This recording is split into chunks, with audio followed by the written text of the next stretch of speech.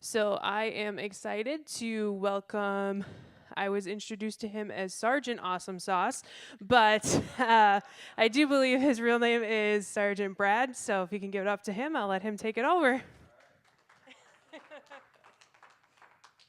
Thank you. Do I have to use this, or can I just be really loud? If you put it here, because it only goes online if it goes Okay, gotcha. Now I'm giving you feedback, huh? So Brad is actually my first name. The last name is Lehman.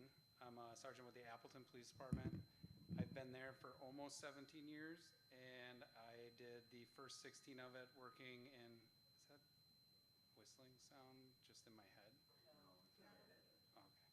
Um, so in 17 years, I worked patrol for a majority of it. I did, worked in our evidence unit for a while, doing processing crime scenes and things like that, and chain of custody stuff. I am currently assigned as a school resource officer. I have, I believe, 5 different schools I work, but I work primarily out of Einstein Middle School. All of the school resource officers for the city of Appleton, at least, are also sensitive crime investigators. So we do all like elder abuse, sexual assaults, crimes against children, whether it be abuse or sexual assault and things like that. Things nobody wants to do, but someone has to do it. So I'm that guy. I managed to suck her to come with me. So our department actually has a clinical therapist. This is Sarah Peterson. I don't know if you may have seen her on our Facebook page and stuff like that, but she can introduce herself in all her cool glory. Oh gosh, thanks. So I'm Sarah Peterson. I am a clinical therapist with Outagamie County Crisis, and I am embedded at the Appleton Police Department. So I respond to any mental health call with law enforcement, and am able to provide resources right on scene and try to avoid putting people on holds and hospitalizing them and getting them connected to the right resources. So I'm lucky to work with our SROs as well and work with a lot of the kids and responding to their homes and helping them out with different situations. So, And yeah. part of the reason I drug her along is because she's kind of our mental health expert. And I know this is about internet safety, but a lot of what I see in the schools, a lot of the problems that kids are having with their mental health, a lot of it is caused by things they're experiencing online with social media and different apps and internet and gaming and stuff like that. So I will get started. I'm actually going to take this off because maybe that whistling will stop. And if I take it off, then I can walk around, and then I can look at the slides with you guys. If you want to give me the first slide, possibly. Next one.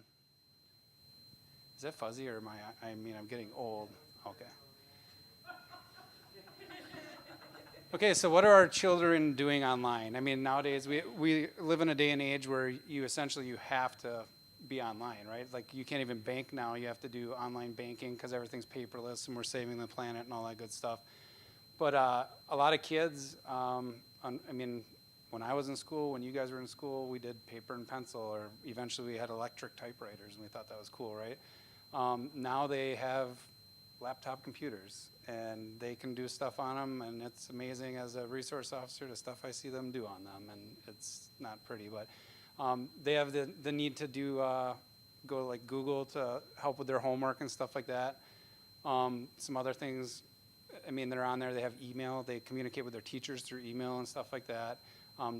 I see a lot of kids that are using the email that they have assigned through school. I mean, I don't know if, do any of you guys have kids in public school around here and they have Chromebooks, right? So a lot of them use it because a lot of the schools, or at least at Einstein, we don't allow them to have their cell phones during the day, just at like lunch. A lot of them use their email as like a messaging back and forth between their friends and stuff like that. But I mean, essentially the need to be online is like a real thing.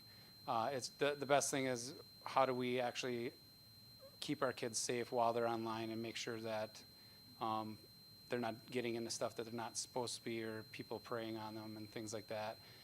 The biggest thing I will always probably come back to today is, you guys are the parents, you're the adults. The devices aren't theirs, they're yours. So what you say goes. I got an amen already. So it's amazing just the addiction to the stuff that I've seen just in I think I've been a resource officer for like 3 years, and I mean, you have kids that have meltdowns when they get their Chromebook even taken away as a disciplinary thing, and phones are even worse and things like that. But we'll get into more stuff. You can go to the next slide, please. So some of the things we're going to hit on is with safety and security issues with just the internet in general, and this is applies to all devices, whether it's a laptop, cell phone, I mean, anything you can think of. Nowadays, everything seems to be connected to online or the internet, because like, how many kids, do you guys have kids that have like Nintendos and Xboxes? And it amazes me the amount of parents and adults that, I mean, granted, we're old, so we can't keep up. I learned most of my stuff about technology from the kids that I work with at the school. But I've seen parents that didn't realize that you can go on your Xbox or a PlayStation and actually access the internet just like you can on a computer. And most of you probably know that, but I bring it up because a lot of people don't. So we'll kind of go over like inappropriate content, online privacy, sexting, online sexual solicitation, and some cyberbullying stuff. Next, please. What we can do as parents and adults or guardians and caregivers, establish expectations for online behaviors. It's no different than like if you guys are at work and you get yelled at for not doing your job. Well, if they never told you how to do your job, how can they, yell at you for it? So you have to set expectations for your kids and stuff, so that way they know what your expectations are of their behavior, whether it be, how much time they can be on their device, what websites they can go to, who they can communicate with on the devices and stuff like that. We still hear that squealing, right? Okay, just making sure. And I had to ask just to see if you guys are paying attention still. So discuss consequences for if they're doing stuff that they shouldn't be doing while they're online. Consequences can also be legal consequences. Unfortunately, we see a lot of that. The fortunate part about like my role as a resource officer is I work with kids that are at an age where we hope to change their behavior. So it's like kids are going to mess up, they screw up. It's about having a conversation, educating them, and that's what you guys can do as well. The more involved we are, it seems like the more open they are to actually talk to us about it. So that's something where in your roles, with your kids and things like that, you need to start having these conversations when they're young. They don't have to be like super detailed, like you're committing a felony if you do this or anything like that. But if you open the dialogue of, what are you doing online and who are you talking to, or you monitor their devices and see, are they making phone calls to people that you don't recognize the numbers and stuff like that. It's all stuff that if something does happen down the road, they're willing to come and talk to you because they trust you, that you're not just going to blow up and freak out about it, even though we're gonna. I mean, that's kind of what we do as adults. Usernames. So a big thing now is kids go online, like all these gaming consoles, they're connected to everywhere in the world. And some kids use the headsets, and the headsets, you can't really hear what the other people are saying to them. But I've been in some rooms with some adults that play these games, and the language and stuff like that is pretty vile. But like usernames, so if you see a game that your kid's playing, a lot of times there'll be like a list of like other users that are playing at the same time. So you can look at those, and if it's a username that I can't, and I'm usually inappropriate, but for some reason I'm in church right now, so I feel like I can't be. But if you see like a username that just doesn't look right, or it's something that it's perverted or inappropriate, or it has a cuss word in it or something like that, that's probably someone maybe you don't want your kids to be playing games with online. And usually it can lead to other issues where then they start having conversations outside of the game, whether it be texting and things like that. Comments and pictures, monitor like who they're texting, what they're sending. And I know it seems like a lot, but your job as the adult isn't necessarily to be your child's friend, but you can find a good balance of being friendly while still being their authority figure. But that's where building that strong relationship with the kids is what's really helpful, so that way if something does come up, you can actually have a conversation about it, and then you don't have to have all the backlash and the negative effects of it. Talk about what their friends are posting. I mean, you guys, when you're younger, did your parents say, you can't hang out with that kid because he does this or he does that or she does this and that? So it's kind of the same concept. If I went on, how many of you guys have Facebook? Nobody? Oh. Yeah. So if I go on like your Facebook, I can see, typically I can see who your friends are and stuff like that. Well, I might, I'm a cop. I might say like, oh, I've arrested him, I've arrested her, and yeah, maybe I shouldn't be friends with this person, but I'm not that judgy, honestly. I forgive. Um, so, but paying attention to who your friends hang out with and what they do, I mean, that whole guilty by association, it's kind of a thing.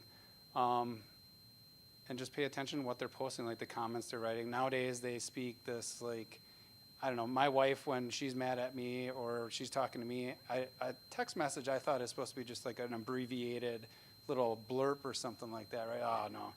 It's like pages long, and then it's, and being a man, I respond to like the first part of it, and then it's like, well, what about the blah, blah? And it's like, well, I haven't got that far yet. I'm like piecing it through, I'm not, but. Yeah, oh yeah, I usually just go with K, that works best. Or I tell her to calm down, that works. All right, next slide, please. Okay, so online privacy. Talk to your kids about what is okay to post.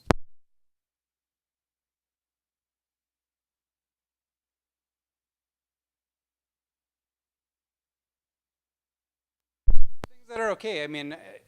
I wouldn't be upset at my kid if they did something and then I was like, well, you can't do that. But I never actually laid out my expectations for what was appropriate and what wasn't.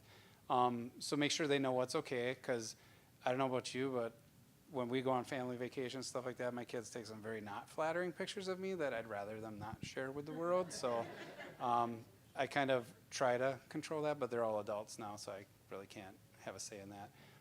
The biggest thing is, I would say the best route would be to talk to your kids and just say, if you want to share pictures and stuff like that, can I see them before you post them? And make something up and say like, oh, I just want to see if we can edit them first, and then that'll give you the opportunity to be like, yeah, you're not sending that one or sharing that one. Or you could give them other ones that are better, that like have duck lips or whatever. What's not okay? There's certain kinds of personal information that kids will share with each other, whether it's their cell phone numbers, their addresses, and things like that. And gaming conversations. Pay attention when they're playing games and stuff like that. What kind of conversations are they having with the people they're playing with? And, all right, you can give me the next slide, please. She didn't have a clicker for me. That's like my thing, because then I'd be standing back there, and we'd all be looking forward. Personal information, things like passwords, their home address, their location, that's a huge one, and their home and cell phone numbers or email addresses. Next slide. So the risks of sharing personal information, obviously you can be a victim of identity theft. The thing is, a lot of kids, they're easy targets, because now, I've seen kids that play these apps and their parents are just like, here, shut up, like play this or whatever. And next thing, the mom's credit card is like hooked up to the account and they're just buying more coins and whatever it is. And next thing, mom's bank account's cleaned out. So a person can actually steal and get their information while they're young and not even use it until later when they're older. And that's why it makes them an easy target, because then nobody really notices that the information got stolen, and then all of a sudden they're a teenager and they got credit cards that are opened up in their name that they shouldn't have. Online scams are things like what I just described. People will say, oh, if you send me this money, you get to play this game or stuff like that. So next one, please. All right, so this is one of the things that, and you're gonna have to bear with me on this one. This is one that a lot of people find really interesting, so this picture is actually taken in the police department in what we call our roll call room. It's where we do like our briefing before our shifts and things like that. The significance of it is, most pictures, when you take a picture on your phone, if you have your phone set for like your location sharing and things like that, it gets embedded in an image. So if you go to the next photo, so what we did is we took a picture of that just to prove the point, and then there's a software called Panda something, I don't know, probably foreign or something, but so we ran the photo through that, and it extracts all that embedded data, which includes the GPS location, so the latitude and longitude. And then there's about a bunch of other information, and I actually looked earlier on my phone too. I took a picture with my stuff on, and if you even push up on the picture, depending on the kind of phone you have, it'll actually tell you the time you took it, what all the settings on your camera was, and a lot of new iPhones now will actually map right where the photo was taken. So if you go to the next slide, so that is a bird's eye view of the police department, and that red dot would be almost exactly where that sign is. And all they did is they entered the location from that extraction off of that software. You can just get online somewhere. So the reason that's important is because when you're posting things online, or your kids are sharing things online, or even say you got the people who are sending the bathtub pics and stuff like that, it's cute and it's funny, but some of that stuff contains that information that if somebody really wanted to, they could extract it and get an actual location for you. Another one too, a supervisor, I was talking to him about this earlier, and he's like, well, make sure you tell them the cop stuff. And I was like, so the cop stuff would be, when you go on vacations, wait to post the pictures until you get back. Because if you're posting pictures and we're having a great time in Florida, somebody knows no one's home, right? And then they're going to help themselves. So it's best to wait until you get back, unless you got like alarm systems and things like that. It's about being safe in general. It's not just the internet safety thing. So, but food for thought. I think a lot of the newer phones now maybe not as much information's embedded, but it's also important because you have apps like Snapchat or Snapchat's probably the one I know the most that actually has a location sharing thing where, like, I think they can just open it and be like, oh, I don't know this person, but they're close by. To me that's creepy and it's dangerous, but I think like a cop. So just stuff like that, but know that your kids know these things. It's like even the little ones. I could tell stories for hours. I probably will here in a little bit, but next slide. I'm just talking a lot so she doesn't have to, because she doesn't like to talk. She's pretty quiet, so. So what can you do? Establish rules about what they can share. I think that's pretty much an obvious. Have conversations with your kids. And we'll get into like the sex thing and some of that stuff a little bit later, and then she can add some stuff to it as well. But I find that just in my role alone, it seems like I notice a lot, life is stressful for adults, right? We're busy, we get home, and yeah, we want to spend time with the kids, but at the same time, we don't want to deal with their crap sometimes, right? So then it's, go watch your video or something, and it almost becomes a babysitter, like their tablet or whatever they're using to watch. And I'm not saying it's bad, and we'll get into that later too, but it's because they're now, all their attention's drawn to their device. Well, now if they start having friends and stuff, they're seeking that friendship, that affection that you as a parent or a guardian or whoever can give them from some stranger that's living in his mom's basement eating Cheetos or something. So learn about reporting options. If your kids have apps on their phones and things like that, you can look at the apps. You can go like Google Play Store, or what is it? I don't know what the Apple one is. Apple. The App Store. Yeah, sure.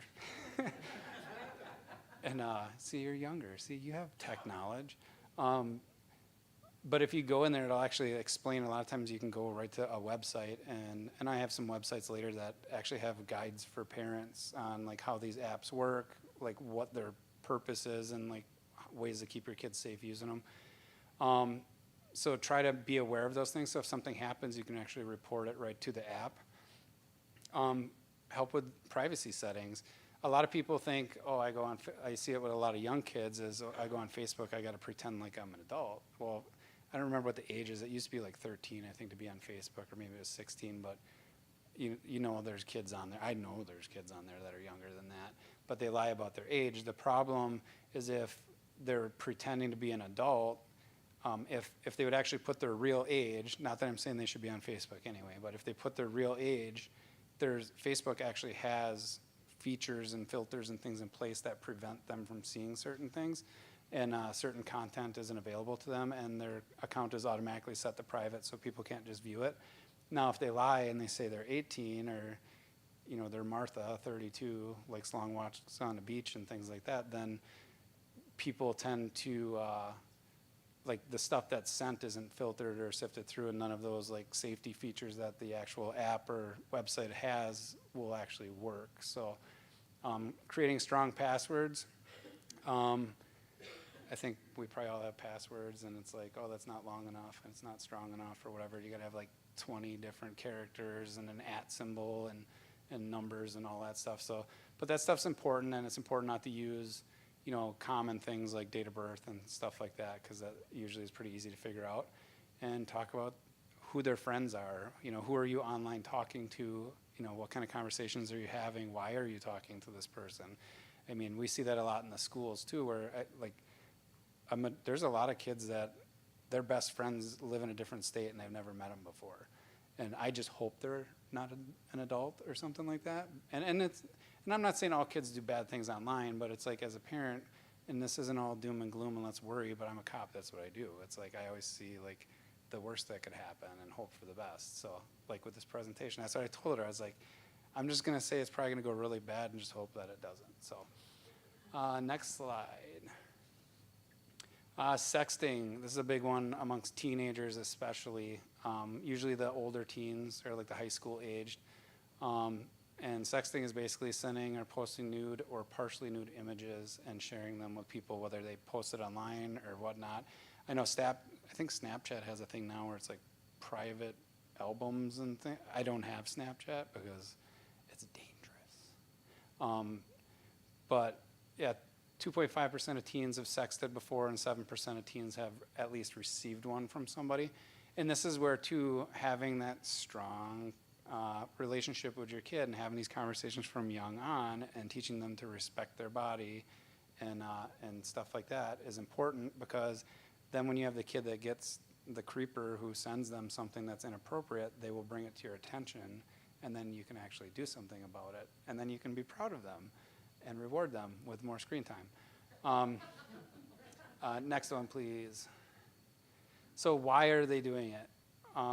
Typically, it's like an attention thing. So honestly, kids nowadays, if you can figure them out, write down the notes and send it to me, because I have no clue. A lot of them do it to be funny, which I don't know what's funny about sending naked pictures of your intimate parts and things like that. But I've had 4th and 5th graders already that have taken pictures. One took a picture of his brother's genitalia and sent it to a friend as a joke. And it's like, that's a 4th and 5th grader. Like, how does that even I can't even fathom how that even pops in your head. But I tell you that because if you have young kids, they're getting it from somewhere, and the thought is there, and somehow they're thinking that they need to do it. Crushes, the reason it's probably big amongst teenagers is that's when they start getting the feelies for people, and they think that they need to do that. That's the only way they can impress them and stuff like that. Or they share it with a boyfriend or girlfriend. Well, as we all know, typically I hear the squealing again. It's okay. It just gave me like a break. At that,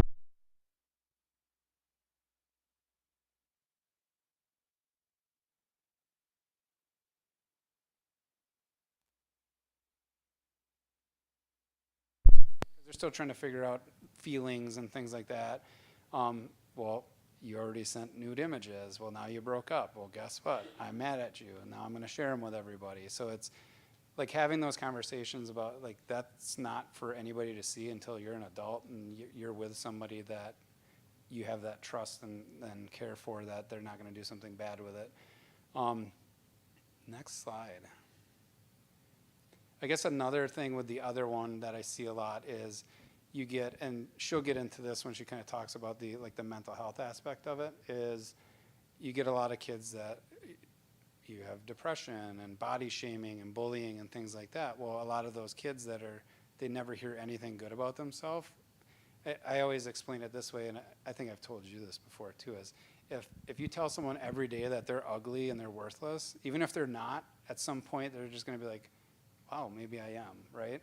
So all of a sudden you get this guy online who's like, oh, you're beautiful, and saying things that make them feel good. Well, now they don't care who the person is. That person cares about me, So it's that's where we see a lot of the sexting and things like that, because then those kids seem to be easily manipulated, and then grooming process starts, which we'll talk about later. Sexual solicitation is any unwanted sexual requests or any sexual request by an adult. It doesn't even just have to be an adult. We see it with teenagers requesting it from other people too. If it's unwanted, it's illegal. Next, please. So how does solicitation occur? Most of the solicitation does occur on social networking sites. A good one is Snapchat, because people, are you guys familiar with Snapchat? So Snapchat, you can send a message and you can actually set how long it stays, and then it like self-destructs. And it used to be like we couldn't even recover that information, but there's been so many problems with it over the year that I think they changed how that works. So we can actually, as the police, send what's called a preservation letter so that they maintain that, and then we can write a warrant and actually still recover a lot of that information. Not always though, which kind of sucks, but so it makes these kids and stuff feel safer, like, oh, well, I'm going to send you an inappropriate image, but it'll be gone in a second. Well, it takes a second to screenshot it. So, and then it's funny because the kids will be like, well, I can see if they screenshot it. Well, great, you saw they screenshot it. What are you going to do about it? Now they have the screenshot. That doesn't do you any good that you know they did it. So yeah, most occur in the older teens, where people start asking them for images or to meet up and stuff. That's when it's getting really serious, if they're asking them to meet up or for photos and things like that. And to be honest, this is why I said I don't understand kids nowadays, is most of the kids don't even care. Like, that doesn't even bother them. It's like it doesn't mean anything to them. This is just more stories, but I've investigated things where 12 and 13-year-olds are doing inappropriate things with their school Chromebooks. And unfortunately, I have to view these images because it's a legal thing, and I have to be able to describe what the videos depict.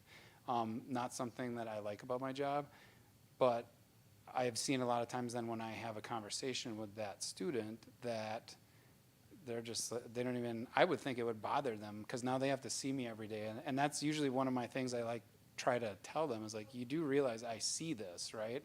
And a couple kids I've seen, because I do a presentation in the beginning of the year about bullying and things like that, and I usually hit on that, and I tell them right up front, I was like, if you're doing this stuff, I see that. So hopefully they think I'm gross enough that they don't want me to see those images, and that'll deter it a little bit. So, yeah, and this is where I think it comes in, like the parenting and adults, and it comes into play, having these conversations with teens about what's appropriate and not appropriate to do. I don't think you have to do, I learned this one, I have to say it, and you're gonna hate me for it. It's stop, don't touch me there, this is my no-no square. See, I had to say it. But see, that's stuff they start teaching kids when they're younger, and it's like, as a parent, and stuff like that, like, there's nothing wrong with having the conversation, like, this is not appropriate to share with people. And I mean, nowadays you see kids are practically not covered anyway when they're out in public and stuff like that, but that's also something as a parent you have control over it. It's like, you can tell them what they're leaving the house wearing and not wearing. Now granted, a lot of them, they wear like a zip up hoodie, and then as soon as they get to school they go change and all that stuff. So I mean, all I am asking as adults is to try your best, because they're not born with instructions, right? So I mean, that's all we can do. Next one, please. So offenders that groom children, they do it by exploiting their natural curiosity. It's like, once you become a teenager, you start to be curious about sex and things like that. So it's easy for someone to, especially since a child's mind isn't fully developed until they're in their 20s, or in men's case, we're like our 40s or 50s, is they're curious. So it's like, I'd rather you have the difficult conversation about birds and bees and the intimate parts of their body and what's okay and what's not okay than, some rando person online that they feel comfortable because they're behind a screen. And it amazes me how much easier, you might actually have to text the conversation to your kid, because it almost seems like sometimes texting works better. And then, because, I don't know, it seems like a lot of kids just socially don't talk well anymore, and I don't know if it's because of electronics or what, but it's important. It can't be said enough how important it is, your roles in their lives, to be able to like deter this crap. So that way, I mean, it's job security for me, but it's not the kind of job security I like. So just be involved, and they may think you're a hover parent or whatever and stuff like that. Now granted, obviously trust is earned, and I'm not saying that you can't trust your kids and stuff like that, but once they start doing things that you're suspicious and, hiding their phone or closing their Chromebook when you walk in the room, and that's when you need to start maybe snooping a little bit more. It's like, as much as we want to just believe that nothing's going on, and maybe in their mind nothing is going on. They could be talking to some, 70-year-old man in Connecticut or something. I don't know why I said Connecticut, but I mean, and it's like, but in their mind, and I've seen this with a lot of teenagers in cases we investigate and stuff, is they don't think it's wrong. It's like, well, it's not like I'm meeting up with them. It's like, yeah, but what you're talking about is completely inappropriate. And it I don't even know how to explain it. So they gradually introduce explicit images. They offer gifts and rewards and things like that. We would do, years ago, I would help with some of the stings that our sensitive crimes guys would do where, so the police department, we actually have an internet crimes against children investigator that's his whole job, and it is a full-time job, let me tell you. So he handles a lot of online stuff. He's super busy all the time. But a lot of times when he has the time, he will actually set up like stings, kind of like the To Catch a Predator thing. And it is about that cool when you catch them. So we've done it before. We find, some of our officers, they look like they're 13-year-old boys. And then we set up like this big ruse back and forth with somebody. And then they end up actually coming to like Tallulah Park or something, and they could be coming from like 4 or 5 hours away to meet, and when they get there, they want to play it off as like, oh, well, they just needed a friend. And it's like, yeah, well, they didn't need a friend who's an adult, but they got parents. But the biggest thing is like the conversations you have. It's like, as an adult, pretending to be a 13-year-old and talking to who you know as an adult, and it's creepy. And the stuff they're saying to try to get, I think we used to have it in this presentation. There was an actual conversation, like a chat conversation, and I took it out because it's long and it's hard to follow. And but the nuts and bolts of it really is there's a part in there where they're just talking back and forth, and it was a school-age kid, and the school-age kid was talking about, oh, I have a quiz, and so he was saying like, well, I could, relieve your stress. I could take you out. What do you like for food? And so she was talking about food. Well, then he said, with a body like that, you eat Taco Bell. It's like jokingly, but it's kind of soliciting a response from her that like, well, if she'd be willing to do whatever. And she's like, oh, I'm in volleyball. And then he's like, well, volleyball's only so long, and then I think it said, something about, oh, I wish there was a picture of you in your volleyball shorts circulating around there. I'd be in heaven if I saw it. And then it turns into, well, then she'd probably like, oh, he wants to see that. And she'd probably send him a picture in a volleyball uniform. And that's how it starts, So that's just an example, a rough example from what I recall. Using adult status and control, you get people in authoritative figures. I mean, we've had, I hate to say it, but youth pastors and police officers. I mean, it doesn't matter. I mean, not everybody's perfect. There are bad people in every walks of life. So, and the downside too is it's so hard as parents to tell who are the good guys and who are the bad guys. I talked to some of my friends who are a little older, and they're doing like the online dating thing, and they're always asking me questions like, well, how do I know? I was like, I don't know. It's like, I wouldn't want to be dating this late in life because I don't know who you can trust and who you can't. It's like, are they just telling you what you want to hear, and then they're going to clean out your bank accounts, or don't really know. Gut feelings are great for parents, though. It's like if something doesn't seem right, it's probably not right. Like that tickle in my throat. But we see gifts. There's people that all of a sudden, if your kid has 2 cell phones, there's something wrong with that, and they got it. The other one it does happen. Oh, did I start a chain reaction? Bless you, by the way. Yeah, so the gifts, you'll see like gift cards, or if your kids are coming home from school with whatever extra snacks and things like that. I mean, ask questions, be involved in their lives. It's the best thing you can do. Be nosy. If they're not upset with you a little bit because they feel like my kids used to say when they're young, like, oh, you're invading my privacy. It's like, you don't have privacy, not in my house. But there's a way to do that with like keeping their trust, that, be the trusted adult that they want to talk to, or maybe even have a neutral person that they feel safe going to, that then will tell you what they said. Next slide, please. Signs of grooming. We already kind of talked about receiving gifts, calling unknown numbers. So there it is again. Check your kids' phones and things like that. I know, so like when my kids were young, they weren't, like once it was bedtime, the phone stayed on the table outside. They couldn't even take it in the room with them.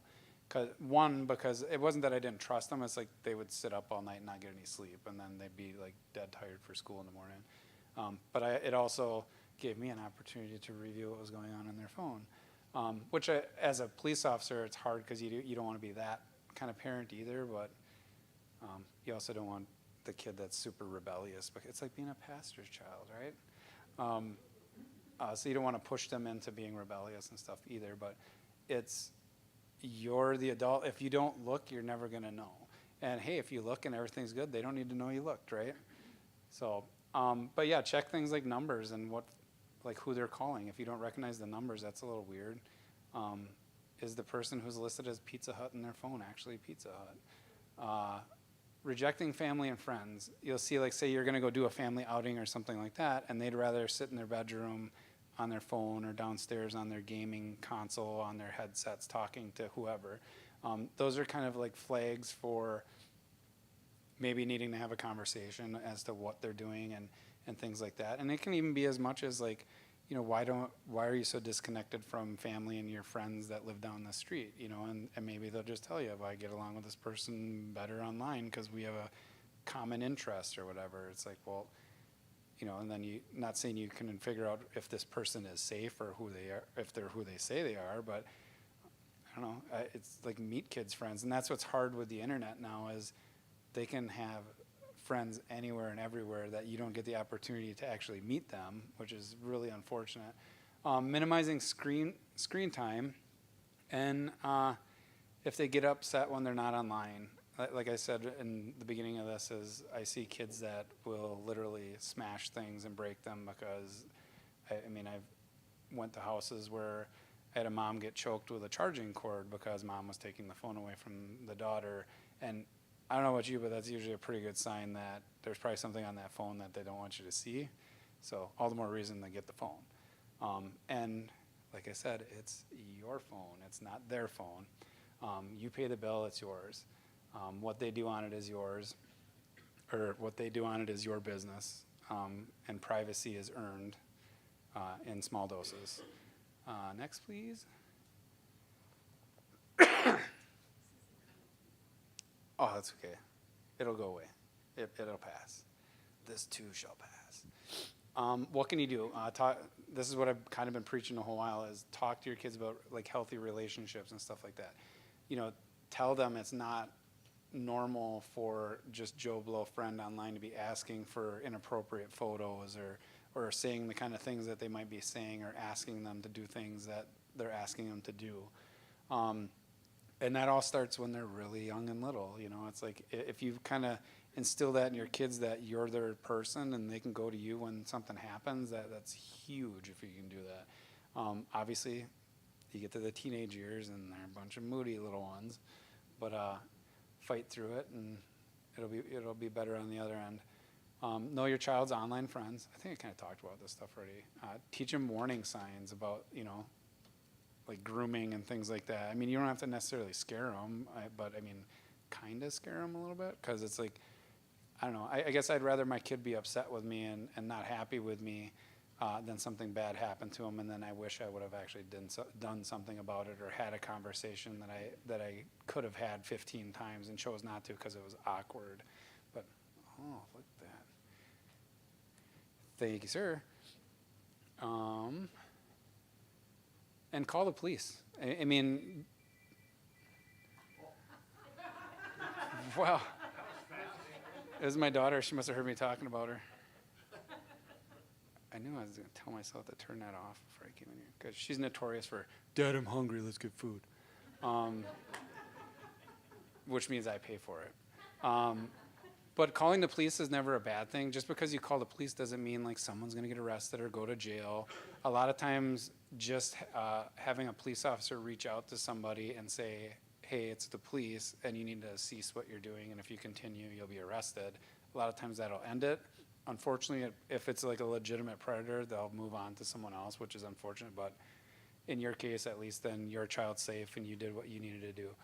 I actually had to do that once when my oldest son was younger, and it was one of those things where it's like I didn't want to be that person, but it's like oh man, did he hate me?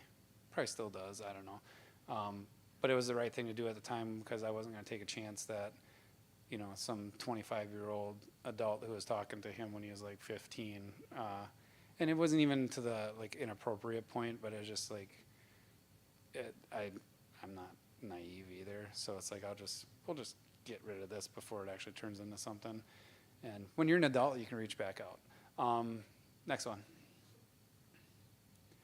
Bullying and technology, or well, it says bullying plus technology equals cyberbullying.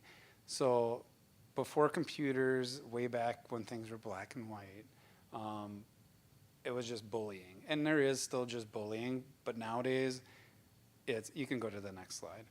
Nowadays, it's so much worse because of technology, because you can instantly say something nasty about someone and a ton of people know about it.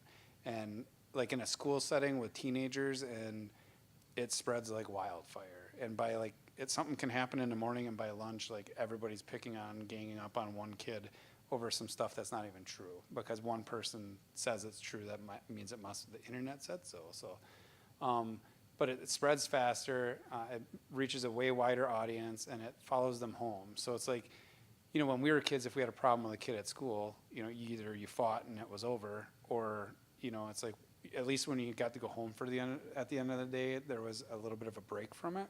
Where now it's like they go home at the end of the day, and as soon as they get on their phone again, it's just more back and forth and group chats and stuff like that. And that's why it's important when stuff like that happens. And it's hard too, because at the age that kids are doing this stuff, it's like they're constantly, 1 week they're friends, and it's so much worse with girls. Teenage girls are evil to each other, and they one week this one's in the friend group, and the next week they're not, and it's like there's stuff circulating constantly, and people posting stuff, and that's where too you can tell your kids, it's like, would you want somebody putting this crap out about you online as well? How would you feel? You know, and we've seen, so like at Einstein, where I typically kind of hunker down, is they don't allow the students to have cell phones during the day, just like at lunch. And it actually, I feel like a lot of the bullying or the cyberbullying has kind of went down, or it'll happen outside of school more so. But they have, when they would have the phones, because during COVID, they didn't have lockers because they were trying to social distance. So they had their phones all day long. And then it was like anytime something happened, it was a bloop, bloop. Everybody was like, knew about everything. And then once we went back to taking that away, it gave them a chance that when something would happen, that by the time they'd actually be able to get to their phone to share it with somebody, they'd be like, it wasn't even a big deal anymore. So it's like then we saw less of it. So I don't know. I thought that was pretty cool, but that is the tough part with it. And I'm sure you've heard the saying, once it's online, it's online. So, and that is, they're getting better with some different softwares and things like that. I think the Department of Justice has something now where they can actually try to recover most of it so that it can be destroyed, most of the images and things like that. But I've investigated cases from like 2 years ago where a picture that was shared that was inappropriate, 2 years later, all of a sudden it's recirculating again. And it's like, the people sharing it don't even know who the kid is, because the kid doesn't go to school there anymore. So it's out there somewhere, or someone has it on their phone, and what they decide to do with it is what they decide to do with it.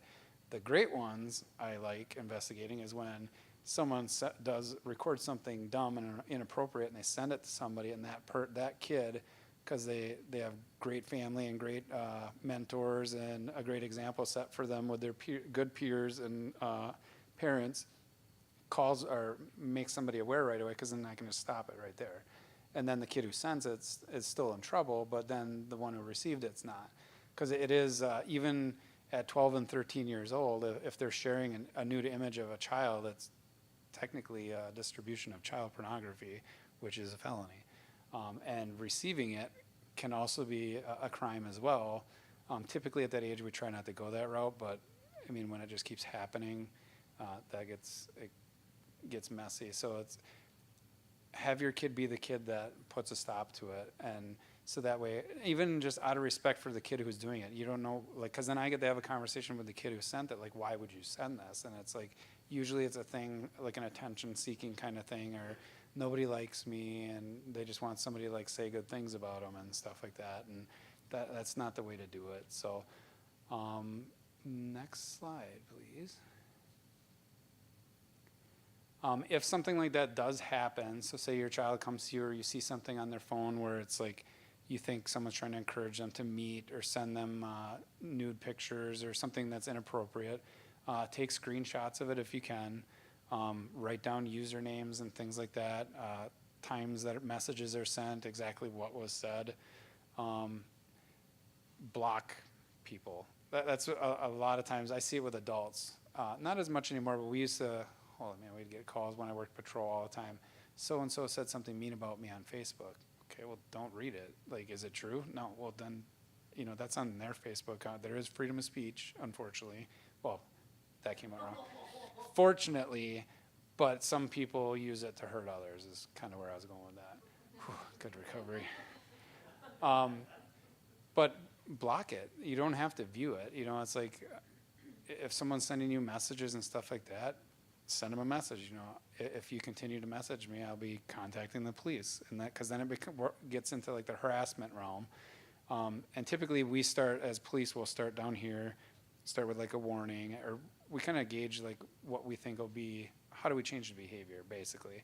But kids, one minute they got their friends blocked, or we talk to them and say, okay, so they're all blocked, and we're not going to have this problem anymore. And then all of a sudden they get along for a week, and now they're back online again, and then it happens all over again. So it's difficult to be a parent. It's difficult to be an adult working around children because we don't have all the right answers, and we don't even know, like with technology, we don't even know what's all on that stuff. So talk to their school.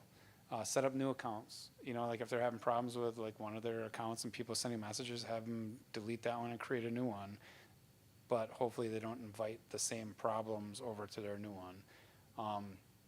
And we get this a lot too. Like when kids are having problems outside of school with their peers and things like that, the parents will actually call and talk to us, and then we can actually have a conversation, and it helps us keep an eye. Because a lot of times if there's cyberbullying, there's probably like in-person bullying happening at the school as well.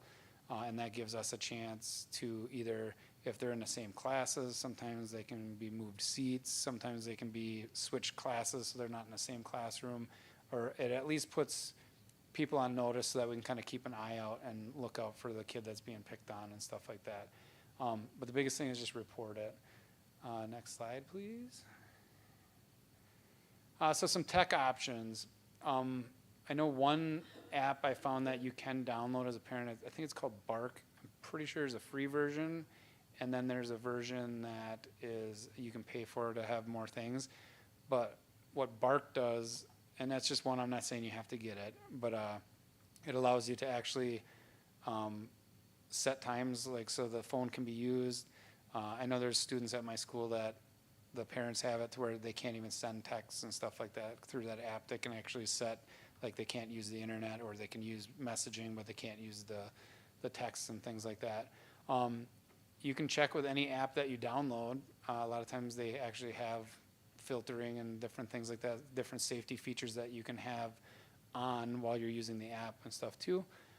Some cell phone providers can actually talk to you about, because I think most cell phones nowadays actually have parental controls on them that you can use. I know when my daughter was younger, I don't know, my wife was smarter than I was, but she still is. But we had something on her phone, and my kids, this was my take, is my kids weren't getting phones until they absolutely had to have it. So you were either working or driving. And so my daughter started working pretty young, and so she had her phone, but we had it set up to where she couldn't even download an app on her phone without us putting in a password to do it. So then we were able to see, bless you again. Now you're just being selfish. So that gave us an opportunity to see what it was she was trying to download. And then, eventually we kind of let a little more leash out, so to speak, because, she earned our trust and stuff. And now she's an adult, and I don't even want to know what she does on her phone and stuff. Research options on other for mobile devices and stuff. So, like, I don't know, Android's different than Apple. So there are things out there. I mean, even preparing for this, I went online and just Googled some things, and it's amazing all the stuff that comes up that are available out there. Even, believe it or not, there's even a list of what all the little acronym abbreviations, I don't know, the shorthand things that kids use. And I was going to print it and provide everybody a copy, but it's like 5 pages long. And some of it wasn't necessarily church appropriate. So,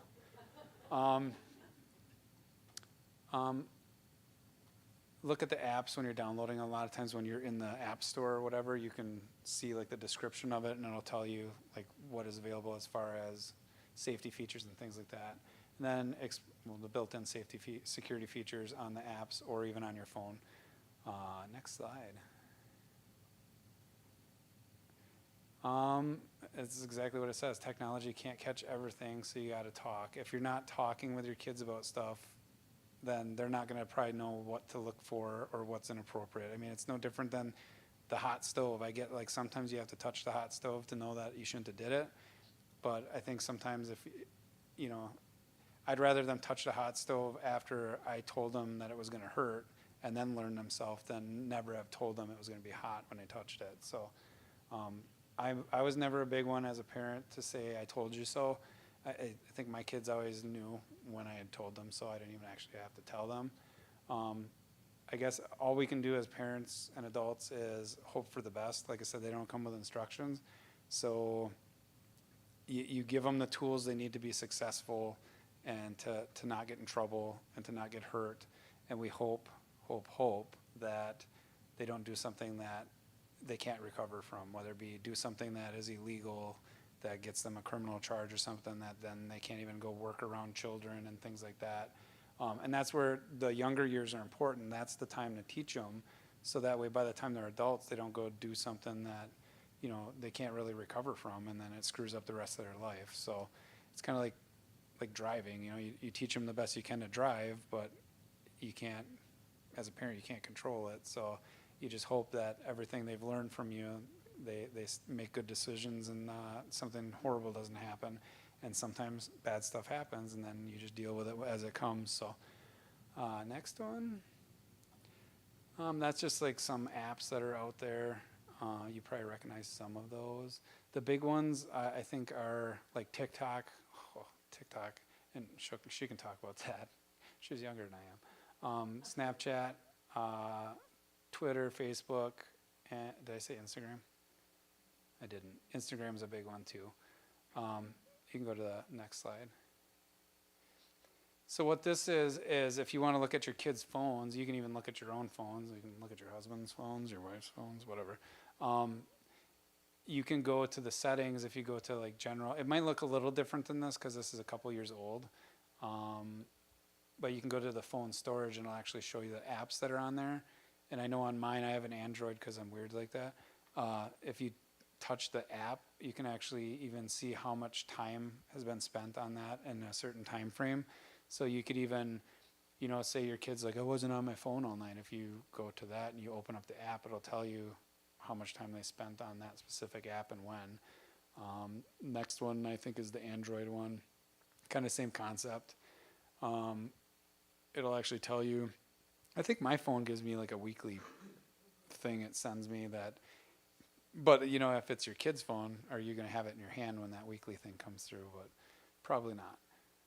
So there are things on your phone that you can actually do to try to see what your kids are doing and things like that. And if you don't know, like, ask a friend. I'm sure one of your friends, or I don't know, she's back there behind the computer hitting the clicky thing for me. She probably knows more about computers than I do. So she might actually know, hey, or if you work at places that have IT people, those are your guys and girls. Next slide, please. And this is checking screen time. I know this works on Apple. just tells you how much time you basically spend on each app and things like that. Next one. So these are some websites. You can write them down if you want. The Connect Safely one, the NetSmarts one actually even has videos for younger kids that are actually pretty, they're like cartoons that kind of explain different things about internet safety and online safety. The Connect Safely one, I actually learned a lot by going to that, because they have one that says like resources and then guides. And if you go to the guides, I know there's a parenting guide for TikTok, a parenting guide for Instagram, and a parenting guide to Snapchat. And it kind of explains what the app is, like the dangers of it and what you can do, or what you can do to try to keep your kids safe and using it, and like the intent behind. I mean, obviously the app has one intent, and it doesn't mean that's what your kids are using it for. So those are just a few. And then the next slide, I think, did you guys all get pictures of the last one, or do we need to go back to it? Did anybody still need it, or? This one is like the Department of Justice website, the ICAC task force. So ICAC means Internet Crimes Against Children. Like I said, we have a full-time investigator that does, I mean, so you search things online. I've actually had this happen to me many years ago. I was searching for something online, and like nude images of kids popped up, like a bunch of them. And I closed it as fast as I could, but then I like was worried, like, and I'm waiting for the FBI to come knocking down my door, right? But there are specific images that have already been reported that are of children, and they are illegal images. I'll just leave it at that. They're not appropriate images. And when they resurface again, if it pops up on someone's computer, like Google and stuff, they track all that stuff. So it's like they'll send our investigator this list, like, hey, this image, all these images are at this IP address. This is where that IP address is, at this address in Appleton, and these are all the images that we believe are suspected child pornography in videos, pictures and videos. And then he unfortunately has to view them all and verify that that's what they are based on his training and his experience, that they are actually child pornography. And then we write search warrants, and then we go take people to jail. And I would say it's fun, but it's actually horrible because you wish it didn't happen. So, but that's where, and that's different. That's like the adult side of it, but have conversations with your kids. I can't explain it enough. I mean, I see a lot of kids too, like, I mean, I'm not saying everybody has a bad home life, but it's unfortunate sometimes. And I get, like, nowadays we live in a society, everything's expensive, a lot of two-income homes. You know, I see a lot of families that their kids get dropped off at before school care, then they're at school, and then they're in after school care, and the most time they spend with their family is to eat a quick sandwich while they tuck them into bed or something. So it's, I mean, you got to do what you got to do, but you can still use the time that you have or the weekends to really make a positive impact on your kids and your children, so that they can make better decisions. The biggest thing, like those are some of my proudest moments as a school resource officer, is when kids actually will come and report something to me, and that they feel comfortable enough telling me about it, even if it's something totally disgusting, because I would rather that, and I can put an end to it a lot faster than them instead decide to like share it with someone else or not say anything at all. So it's like, try to teach your kid to be that kid that comes to you. And just because they tattle on someone, like I said, it doesn't mean that somebody's going to get in trouble. It just means that we can try to keep them safe. Because even if a kid is actually sending something inappropriate to someone else, it's like, maybe that kid needs the help, you know, because there's probably a reason they're sending those images and things like that.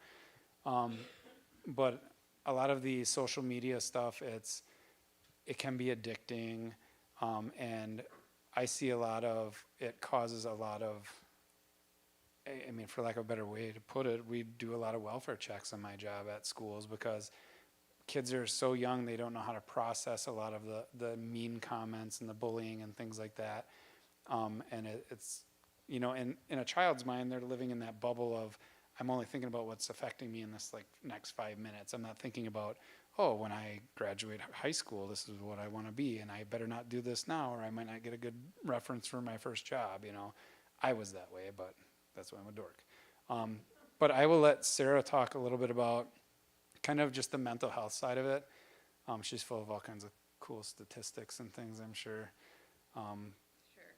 But All right, so obviously a common theme within the presentation is that social media affects mental health and it affects our kids. If you want some data, they recently released a poll that says that kids who spend like 5 hours or more, truly on average, most kids spend about 5 hours on social media a day. And kids who spend 5 or more hours on social media a day have a much greater increase in anxiety, depression, or some sort of mental health issue. So social media has just like exploded over the last couple of years, and unfortunately we see that in our kids. I think that almost every single welfare check or disturbance or anything that we go on that involves a kid involves some sort of electronic device being taken away, something happening on social media. Our kids are just really susceptible to that, and they don't have the emotional regulation to be able to deal with some of those things. The good thing is that the relationship that you have with your kids can combat that. So if you have a good relationship with your child, they may spend a lot of time on social media, but it's not going to have as significant of an effect on them. So I think if you guys take anything away from this presentation today is to listen to your kids, talk to them, make sure that you have a good relationship with them, have appropriate boundaries when it comes to social media or electronics. It's okay to have those boundaries of taking it away at night and all of those things that Brad had mentioned. it's your phone. Exactly. It's your tablet. So those are just some really important things to have. I don't really have a lot of other things. I mean, it's kind of common sense, unfortunately, these days that social media and electronics and all of those different devices are really affecting our youth. And they aren't developing positive coping skills because they're going straight to electronics to deal with their boredom. And then it just becomes an addiction and then leads to other things later in life. So it's definitely important early on to have those good boundaries and conversations with your kids to talk about the safety and things surrounding social media. So yeah. I think too, like when she says a lot of the stuff that we respond to is somehow there's an electronic device involved and stuff like that. I think a big thing is I don't see a lot of kids that actually interact with each other anymore. It's all through gaming and stuff. I mean, I know kids that live 2 apartment complexes away from each other and they never actually talk in person, but they're best friends on the Call of Duty or whatever and yell and scream at each other through a headset. So it's that's when I knew when my kids were younger that I needed to put my foot down a little bit. Was I said, hey, call your grandma, it's her birthday or whatever. And they call and then they hung up. I'm like, well, did she answer? Well, no, it was the voicemail. I'm like, well, did you leave a voicemail? And I didn't know what to say. It's like they lack that, be able to like actually have that communication. And that's a learned skill too. So it's having, when their friends come over and stuff like that, I don't know, put a bowl on the table or when you eat dinner and stuff, it's no different than them adult parties where you throw your keys in the bowl or whatever. It's like, have them put their phone in the bowl. It's like they should be having conversations at the table and not on their phones and things like that. I get there is a purpose for it, and we're not saying that every kid who sits on a tablet or on a phone and stuff like that is doing something bad. I mean, that's not necessarily true. There's a lot of really good kids out there that make good decisions and stuff, but I think a lot of it is a reflection of their parenting and just their role models and things like that at home. So I don't think there's any more slides. Do you want to check for me? Oh, that's the cool one, because yeah. So this is my name, obviously. Gosh. So I like I said, I am a sensitive crimes investigator, and then I am a school resource officer. That is my phone number. I do like food, so if anybody wants to go out to eat. And my email address. So if you do have a question or something like that, feel free to email me and I'll do my best to answer it. I mean, you saw how I struggled through this, so don't get too hopeful. And then this is Sarah's information, LC, what does that mean? Licensed clinical social worker. Okay. Look at that, I got it. and then she's part of our community crisis response team, and a huge help at the police department, because the mental health stuff just in society in general, it takes a toll on like the police. We get a lot of calls for like welfare checks and people that are struggling. Obviously, when COVID happened and people losing their jobs, and then different seasons. I mean, look now, it gets dark at 4:30 at night, so it's like people have issues with that. But she's a great resource for our department. She actually responds right to incidents, like we have somebody that's on a bridge having a bad day, she's out there on the bridge with them, with an officer, of course, because we're still cool. And but it's nice to have her because she's a wealth of knowledge for us in it. And there's a huge difference, like just in all my years, and I've worked with her for quite a few years, but anytime like something mental health related happens, 9 times out of 10, the person just wants to be heard or wants to talk to somebody. And that makes all the difference in the world. And before we actually had her responding with us, we would call her on the phone and be like, hey, this is what I got. What do you think? And it's like, and then eventually she would come out, or one of her other counterparts would come out and talk. So now it's like she's right there right from the get-go having that conversation, and she knows all the cool lingo and resources right away without us having to be like, let me call and ask somebody. So she's a wealth of knowledge and a huge help to our police department. I think Outagamie County has one as well, and then of course Appleton was the first. We're like the tip of the spear like that. But I mean, we've had a behavioral health officer for several years even before, but 2018. yeah, so that's kind of what led to us getting her.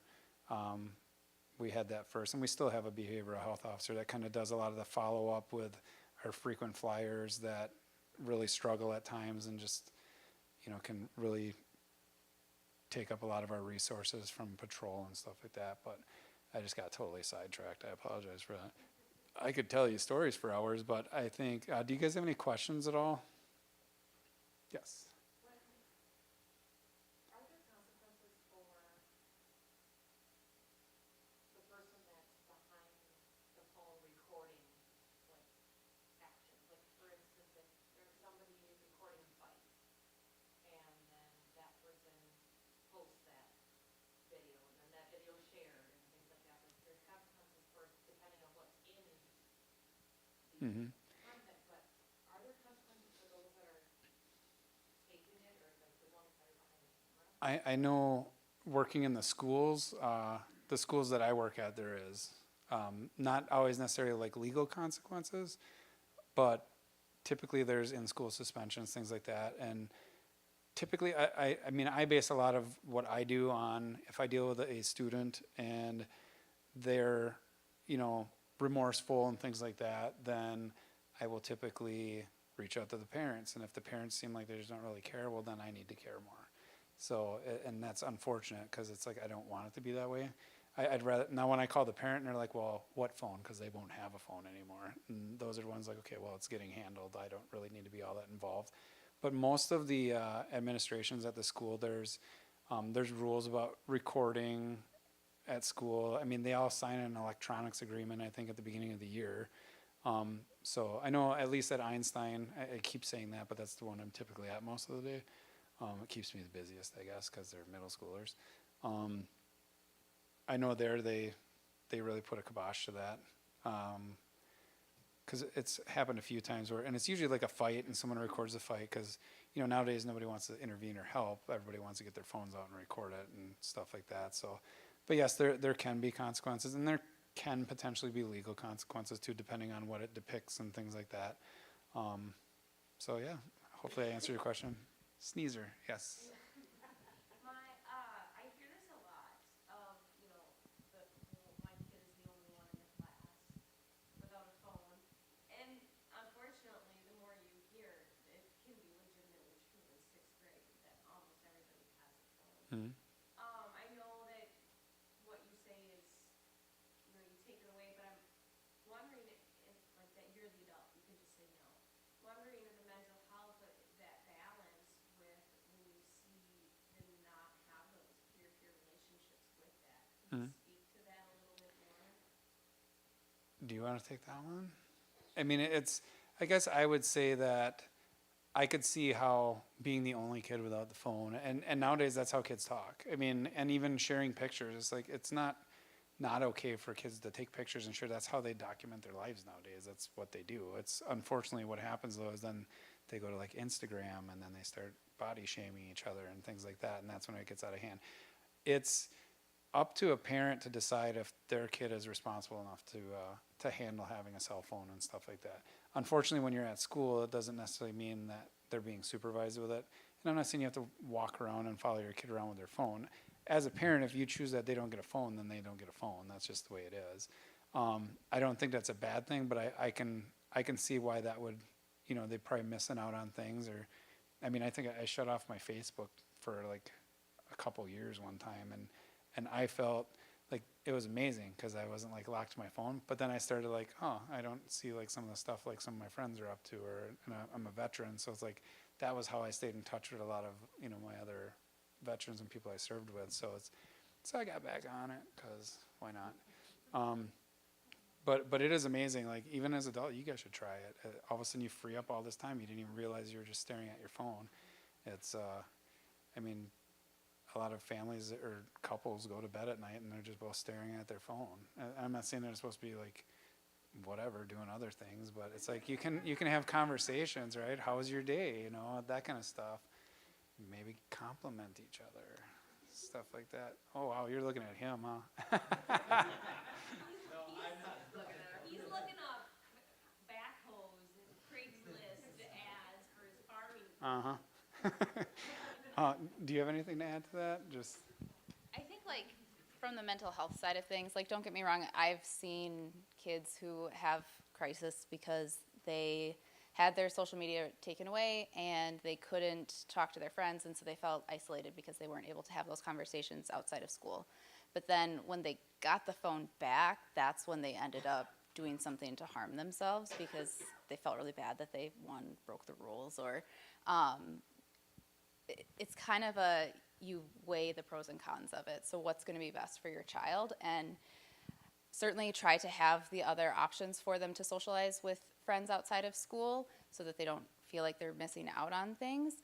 And then they're going to build healthier relationships because they actually can have a conversation with someone in person instead of just on their phone. So certainly it does affect their mental health, but I think you're going to have a worse effect with them having a phone potentially or not having those good boundaries with it than them missing out on some of those things. So.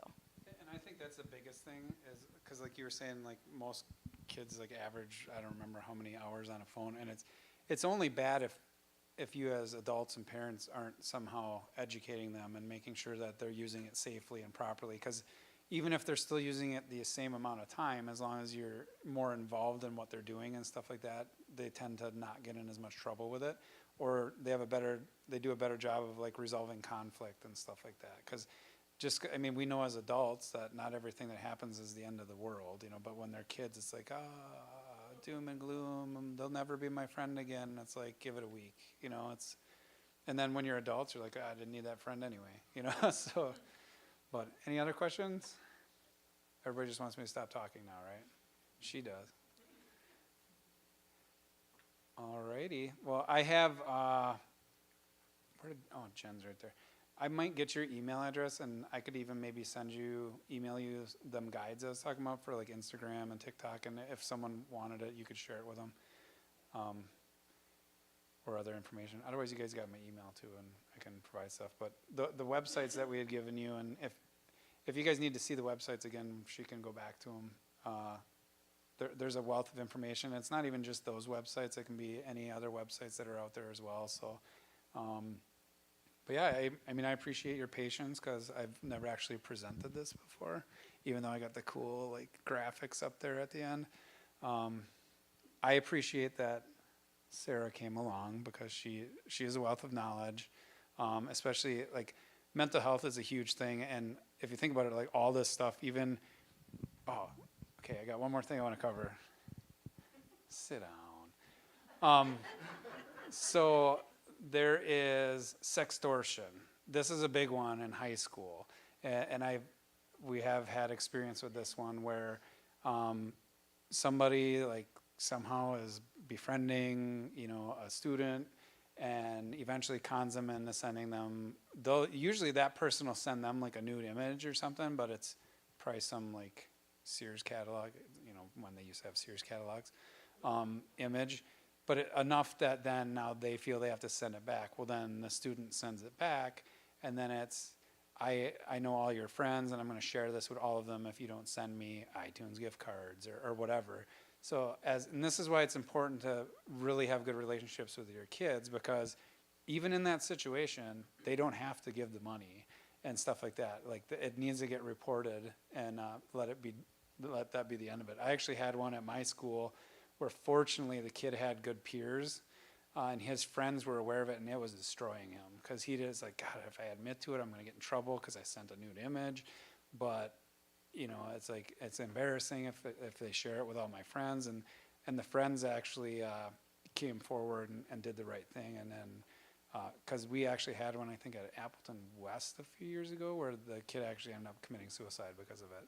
And I know it's happened in other states and cities and stuff too, and it's a horrible thing. So that, just be involved and be aware of what they're doing. So you want your child to know that even if they screw up, hey, I can come to you and admit I screwed up, because like in situations like that, I mean, that's a hard one to come like, hey mom, dad, I sent a picture of, to some person I don't know, and I don't know, I guess it's flattering to them, the attention they're getting or whatever, but then all of a sudden now they're put in this position where they're trying to be extorted for money and stuff, and I've seen kids actually send the money, and then guess what? They still share the pictures with everybody, or they ask for something else then. So it's just best to have those conversations ahead of time. And like I said, I'm not saying you have to like scare your kids like, oh, the phones are evil, or, I mean, I've said that before, I'm not gonna lie, but it's like you have to have one nowadays. It's like if your kids are in after school athletics or anything, it's like they have to be able to get a hold of you. It's like, I mean, most of your kids don't even have your phone numbers memorized, right? So it's like, even if they had an opportunity to go to a landline, they probably wouldn't even know the number to call you. And that's where, I mean, I've lost my phone before too, and then or broke it, and then I had to ask everybody for their phone numbers again because I didn't have them all. But yeah, so the sextortion thing, that's a pretty more common one nowadays too. So, but that plays into the mental health side of it as well, where it's just something where a kid made a mistake and now he's afraid to admit to it because he's afraid he's gonna be in trouble. But yet, it wears on them, and kids are under, I think, a lot of pressure nowadays, just from their peers and things like that. But I mean, it's easy for us as adults to say like, well, that's dumb, why would you do that? But it's like in their mind when they're young, they don't process it the same way we do, and we draw from our dumb mistakes when we were kids, right? So that's why we see it differently now. So all right, that was long-winded, but I made my point. Any other questions? Well, we want to thank you guys for coming. There is some snacks and stuff. You can hang out and visit, but let's give it up to these guys for helping us out and all they do. Really appreciate you guys.